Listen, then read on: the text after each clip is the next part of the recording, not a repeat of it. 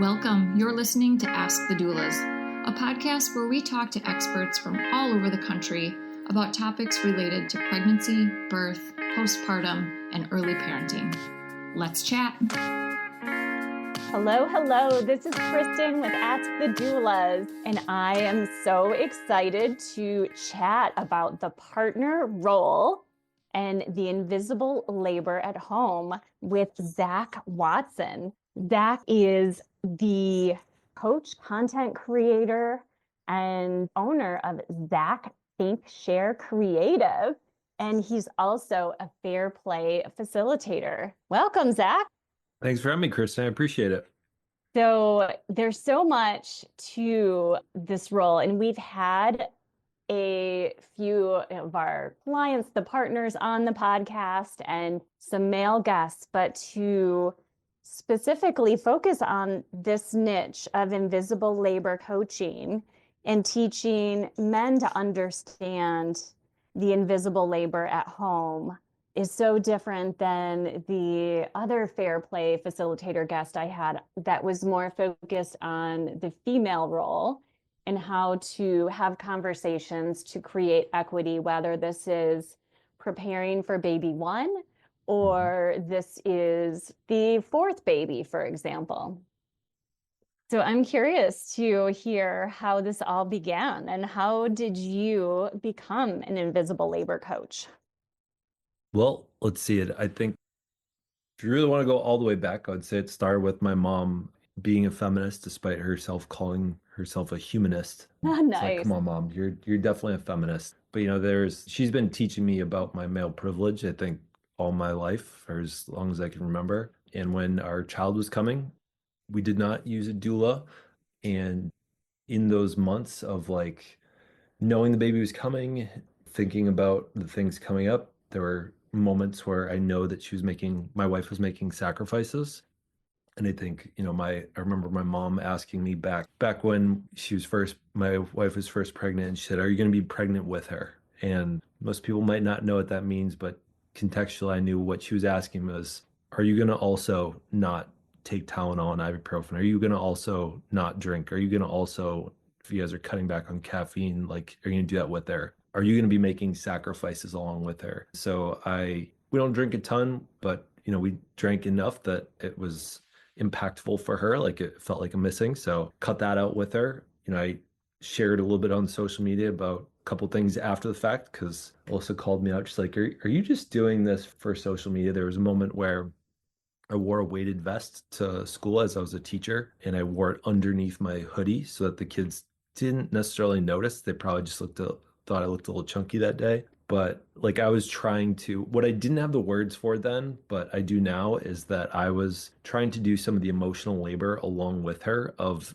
the new reality of her body. So I know that I can't replicate really any of it, and I can attempt to put some obstacles, some challenges in my way such that I'm feeling some of those physical symptoms of what she was dealing with. So I tried out a handful of those things, and I think it was to develop some body awareness of my own privilege. So that's kind of where it started, was then. And I started, once our baby was born, I started sharing on TikTok about the 4 months of paternity leave that I took. I didn't know 4 months. That is amazing. Right. Yeah, I didn't know that should be was standard. I had no idea that was that crazy of an idea. I had no idea that was going to be looked at like, holy crap, he's doing something different. So that in itself was something. And along the way, I think, one of the first really viral videos that came up was I shared a moment of my wife was really committed to breastfeeding. And it was probably 1 a.m. or something. And there was a lot of newborn crying that night. And I turned my phone on and started recording I was just trying to calm our baby down. We had worked out fair play language, a minimum standard of care, that if I couldn't get her to calm down in about 10 minutes, I was expected to go wake up Alyssa. And once throughout in that video, it was about a 50-second video, I just shared some gratitude for moms and the sacrifices that they make. And I said in every 90 minutes or so, Alyssa ends up getting woken up because our newborn is hungry and or like I'm doing the best. The hard part for me is not listening to our newborn cry. It's knowing that Alyssa expects me to go wake her up and she'll be mad if I don't and let her sleep. Right. So that was like, I think where my initial following came from, as well as I had another video that month of talking about the sixth S. I know we talk about the 5 S's of soothing. Yes. And I said that there was one missing from the key playbook, which was smell. I had done all 5 of them and it wasn't working. And then I put my wife's shirt over my shoulder and that got our newborn to be comforted. So that was like Love the it. beginning Yes. of it. And then I think when Roe v. Wade was overturned, I was really quiet on the internet and I was trying to just give the space to women and sit back and observe. Struggling as a content creator because I wasn't growing, and at the same time it was because I didn't feel like I was an appropriate voice for what was going on in the world. And I made a video asking about like what 3 of my content creator friends recommended I read Fair Play. So I read Fair Play and I started doing like live reactions to the chapters as I was reading them and started talking a little bit about mental load and made the first couple of videos saying, hey, I think I just added mental load for my wife. I asked her this question of, we're putting our infant down for a nap. I said, hey, should we give her water or milk? And I did this self-reflection of like, I probably could have just said, let's do milk. Here's why I'm thinking that. Or here's water. Here's why I'm thinking that. That video, I kicked off the video saying mental load part infinity, or example of where I give my wife mental load part infinity. And that was at 6.4 million views. And so as any good content creator would do, they keep talking about that same thing. I'm on part 297 this week of that mental load series. And about 3-4 months into talking about it, I got the Fair Play Facilitator training and I got countless messages in DMs saying, can you please put together like some modules, some things for like to teach my husband. Offering my first calls to the disagreement with my coach. I hired a coach to help me grow on TikTok and I put a one-on-one call for $40 and I was like, dude, no one's going to book time on my calendar for $40 to talk about mental load. And I was very wrong about that. Was it, a female audience or men? So I decided when I hired my coach that I wanted to work with men because there's nothing I wanted. I think the 3 years prior was who I wanted my clients to be. There's nothing I really could teach women besides vocabulary, I think. Awareness and vocabulary is about what I often teach women online, but for the most part, it's the 20 or the 31-year-old Zach. I'm 34 now. I call myself sometimes a recovering man child because it felt like there were so many moments when I was so unaware of the invisible labor going on around me. Even in 2020, before Alyssa was pregnant, she had brought an article to me, I guess. Who knows, maybe it was the original Fair Play shit I do list, but she was really scared to share that with me. And she remembers like a colleague was talking about it and she wanted to share it with me. And she had a lot of like concern about bringing that to my attention. And so I think like looking back on how defensive I must have been to not be open and willing to hear that conversation is really disappointing. I think I want to deliver that message to the men that are getting ripe for hearing that message. And ideally, a lot of my clients are either in the early years of being fathers. Most of the guys that I work with probably have 0-year-olds to about 10-year-olds. That's the time to reach them versus, getting into the teenage years, for example. Yeah. So that's kind of my story for how it came. It was a crowdsourced idea. It was just like people appreciated the way that I was talking about it. So I started one-on-one coaching, and then a couple videos did really well last year. And Kristin Bell reached out to me, and I got to collaborate with her last January. And so I made the jump, and now I do this full time. Amazing. And I love that, again, you can work with anyone, anywhere. So I will certainly be sending our clients' partners to you because we talk about fair play, the deck and the book and hiring coaches, but the fact that you have a target clientele and you can relate. It's like some of those boot camp classes focused on more labor can be so beneficial rather than hearing from a female instructor and having it just be geared to the dads and be fun, honestly. So There are male doulas, and I attend conferences and they speak when I do. And it's really fun to hear about how they serve their clientele and have a different slant on education. Hey, Alyssa here. I'm just popping in to tell you about our course called Becoming. Becoming a Mother is your guide to a confident pregnancy and birth, all in a convenient 6-week online program. From birth plans to sleep training and everything in between, you'll gain the confidence and skills you need for a smooth transition to motherhood. Live coaching calls with me and Kristin, tons of expert videos including chiropractic care, pelvic floor physical therapy, mental health experts, breastfeeding, and so much more. You'll also get a private Facebook community with other mothers going through this at the same time as you to offer support and encouragement when you need it most. If you'd like to learn more about the course, you can email us at info@goldcoastdoulas.com or check it out at thebecomingcourse.com. We would love to see you there. We also have a book called Supported, Your Guide to Birth and Baby, which makes a beautiful companion to this course. It's a great book for any expecting mother and is the perfect baby shower gift. You can find information on that book at supportedbook.com. So you said most of your content's on Instagram, Zach. I did. Yep. That's probably the majority of it. I know there's some people that kind of binge my content and they watch a handful of videos. If people are looking for some slightly more linear resources that you can go through some of my coaching for free, of the Mental Load Basics community for people that low budget, but they're looking for some support and a place where they can be in a community. I think it's scary for men to be in my comment section. They're afraid to ask, well, why is my wife upset when I come home and ask what I can do to help? That community exists for them to ask those questions and to have that kind of that versus back and forth. Publicly. That makes so much sense. And I find my own social network, like women tend to spend more time on Instagram, but you're finding men on that platform. Mm-hmm. Is it because women are telling their partners, or 1,000%? I wondered. Okay.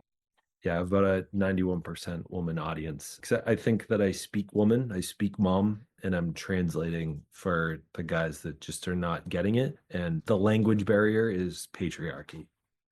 Well, I am so thankful that you are doing this work. It's very important. And I feel like even my kids are now in middle school. And so they're just, even in paperwork and navigating school meetings and keeping on top of things, there is a lot to do in that invisible labor and mental load, and to really share in that work. And my kids will naturally come to me to sign a permission slip. And so I'm like, well, Dad's right over there. Why don't you go have him fill it out? But yeah, trying to be intentional about. Well, Kristin, let me ask you this: is in terms of the mental load that you own at home, that is arguably the most painful, that you wish your partner would own more of, what is that for you?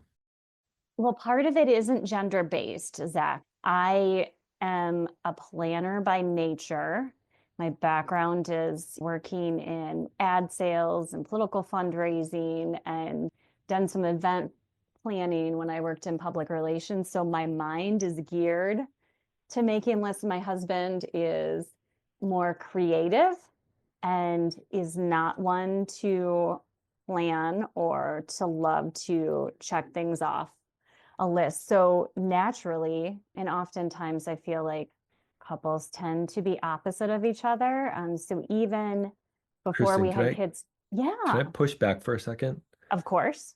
When I asked that question, I asked, what is some of the mental load that you own that you wish your partner would own more of? And you responded with, not necessarily gendered. I didn't bring gender into this. You did. Yeah, that's okay. So I want to come back for a second. Is like, what is some of it that maybe defaults to you? Maybe not because you're a mom, not because you're a woman, but like just defaults to you as Kristin. And not gender-based or personality. Got it. And like within the things that default to you, would you love for your partner to either maybe step up on or like own a little bit better, such that it wasn't defaulting to you? So maybe some of the scheduling. I do travel for speaking engagements and so on. So everything from the vet appointment to dentist appointments. And he certainly, if I end up traveling during an appointment I've made, will take the kids based on my schedule and not his. But I have taken on that mental load of all of the scheduling and some of the kid activity drop off and pick up. And so, yeah. Let me make a guess here. Given that you said like you're a planner, like that's how you roll, I would Yeah. say my wife is pretty similar. We're right now, we just recently moved and we're in the process of finding a new daycare setup Okay. for us. Yeah. And so our close date was December 16th. And naturally, within the following 2 weeks, probably even before that, Alyssa was already neck deep in research on what the daycare options were in the town that we moved to. Of course. And I had this moment as she was talking about it and saying like, yeah, we gotta get some tours on the schedule. And I realized, Alyssa, and I coach this and like, I've been doing this now for about 2.5 years. What I said to her, like, how many hours do you think you've researched this so far? Maybe like 8 or 12, like almost mad that she's ahead of me because I'm able to acknowledge within myself that anger. I'm realizing it's actually fear and shame that one, she's going to resent me for not getting ahead of it on her. Like, this is not inherently urgent and important to me, such that ahead of the ball on this. So, which is what I coach a lot of my clients to do, and what I would imagine, like, if your husband were looking to make strides for improving the mental load with you, is I encourage the men that I work with to run a weekly meeting with their partner. So what that looked like for me was it was a backstop opportunity for me to catch up with her on some level on the researching. If I just say, hey, Alyssa, like, I'm gonna do more research and I'm gonna catch up to you with no time to talk about it, with no calendar date, what's gonna end up happening is I'm not gonna prioritize it and it's gonna fall to the wayside. But when I said, like, I think we had our meeting on January 1st to talk about it, is that gave me a time almost like preparing for, a sales meeting or a business meeting. Like, you come prepared with your notes. I think all of us, especially men that are successful in whatever career that we're in, we've learned all these skills and we know that we're competent in them in our careers, and we've been taught by our culture, by patriarchy, by a lot of other larger forces than us, that our wives got it and they don't really need our help. And then at some point, we, along with learning that, I think we have this moment of like, if I have a happy wife, I'll have a happy life. We learned that probably on our wedding day. The uncle that is in a sexless, probably on the brink of divorce marriage, that is the way to live life. And we buy it because they're old and they've been together for 25 years. The problem with that, I think, is that it starts with when we're kidless and we're young, and it's like happy life. Hey, what do you want to get for dinner tonight? Oh, let's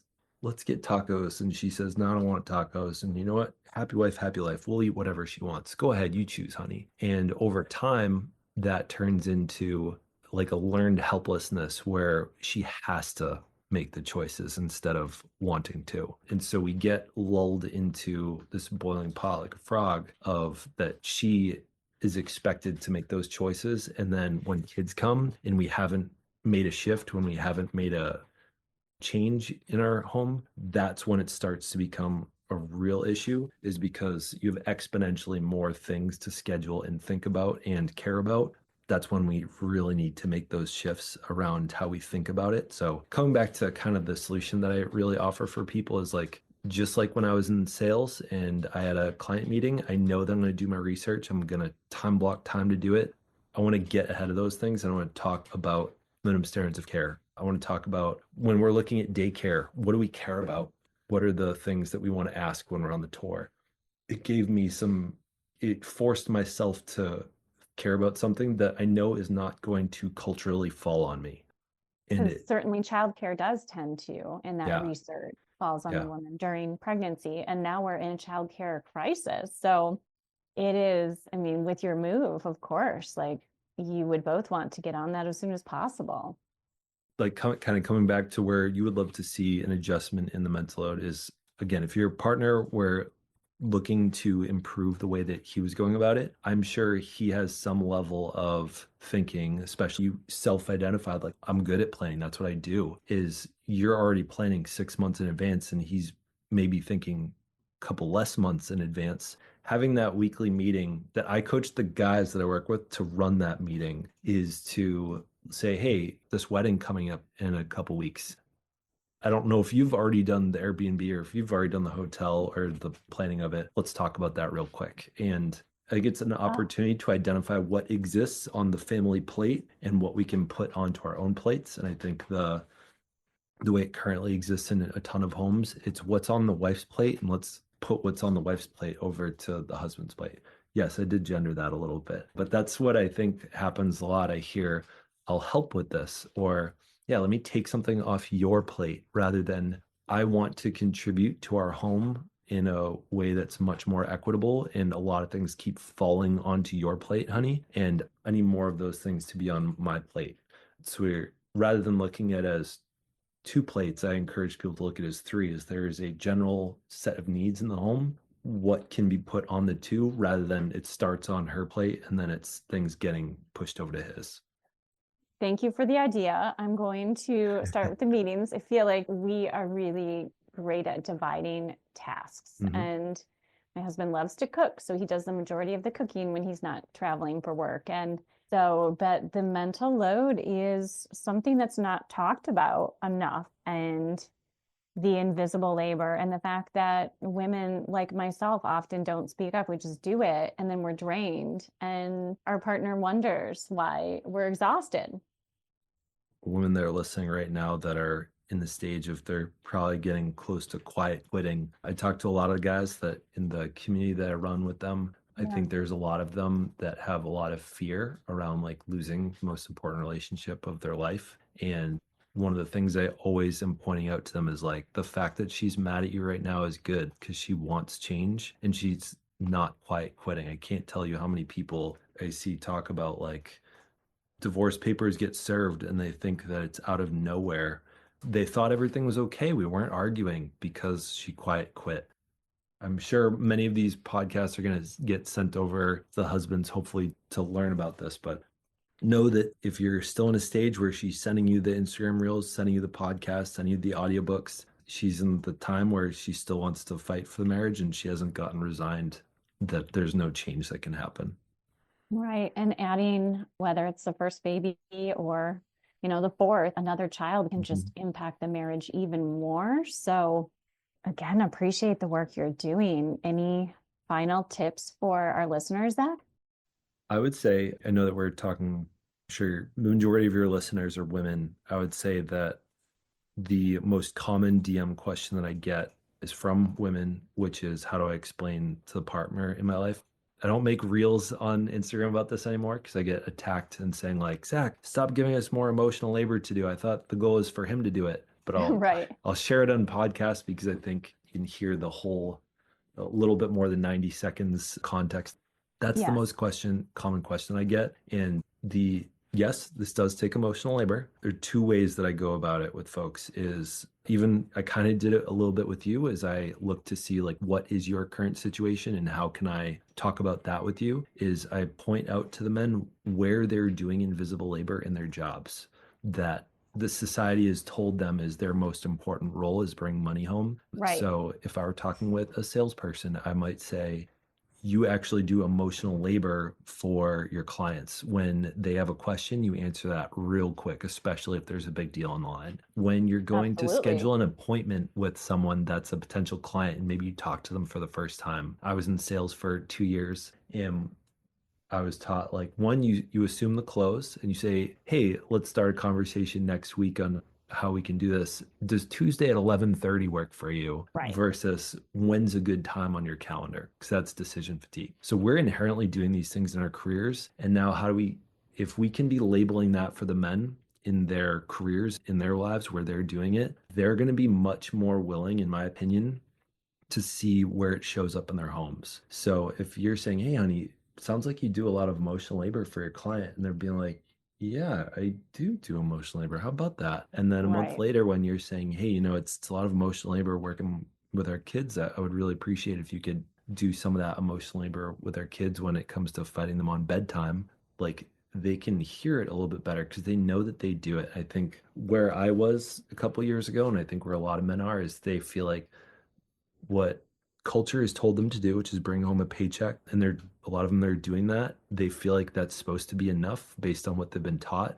And when they're not doing that, they feel really invalidated, I think. And so if we can help them see where they're doing that specific kind of labor and using those specific labels of mental load, invisible labor, emotional labor, even domestic labor of like filling up the coffee pot at work, when we can label it for them in a place where they feel confident, I think they have a lot more empathy for seeing and appreciating where it shows up in their home.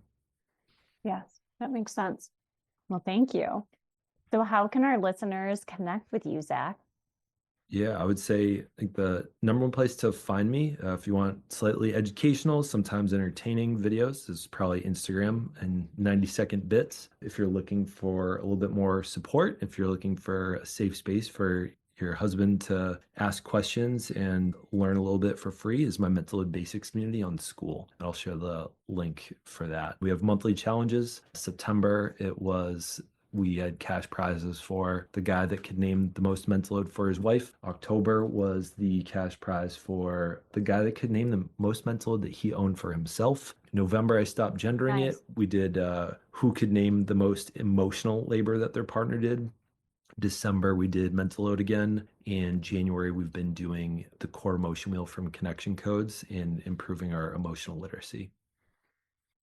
And for our listeners who want to learn more, what resources do you suggest as far as fair play goes? Yeah, I would say, first getting the book. I'm a big fan of, I know a lot of people get the cards that go with it. I'm also a fan of the Persist app. If you search, pulling it up on my side, timeforpersist.com is a digital resource. It's like the digital version of the fair play cards. We use that at home as like a diagnostic for seeing where the domestic labor lies within your home and seeing the kind of the heaviness of it in a graphical format rather than it being completely invisible. Yeah, I would say I love it. Those are the first two resources I would point you to. Thank you so much. And we will have to chat again soon, Zach. Sounds good. Thank you, Kristin. Take care. Thanks for listening to Ask the Doulas. For more information about Gold Coast Doulas, visit us on our website, goldcoastdoulas.com. We're also on Instagram, Facebook, and YouTube. If you like this podcast, please subscribe and give us a 5-star review. Thank you. Remember, these moments are golden.